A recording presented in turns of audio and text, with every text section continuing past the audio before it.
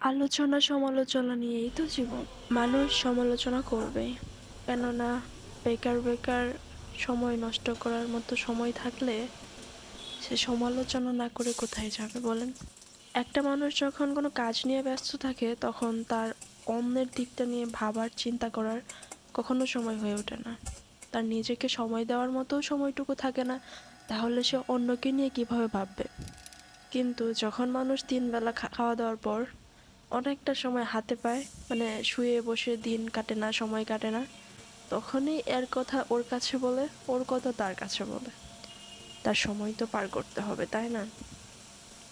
আমরা সবসময় এটা ভাবি যে আমি যাই করি না কেন, অমুকে কি বলবে, সমাজ কি বলবে, লোকে কি বলবে, কে কি ভাববে।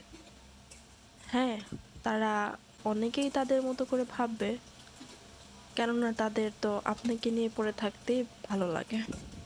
আপনি তাদেরকে পারিশ্রমিক দেন বা না দেন, আপনার কথা বা অন্যজনের কথা তাদের বদলে বেড়াতেই ভালো লাগে। তাই এইটা নিয়ে ভাবার কোনো দরকার নেই যে তারা কি ভাববে বা তারা কি ভাবছে।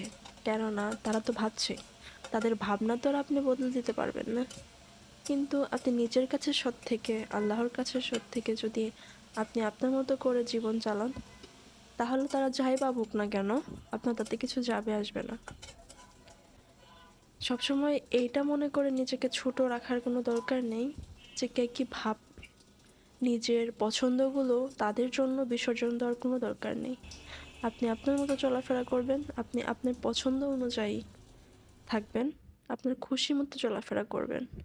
তারা তো আছেই তাদের ভাবনা নিয়ে থাকার জন্য। তাই দয়া করে আপনি অন্তত অন্য কারোর কথা ভাববেন না, নিজের নিজের কথা ভাবুন। আর অন্য কে কি ভাবলো, ভাবতে থাকুক।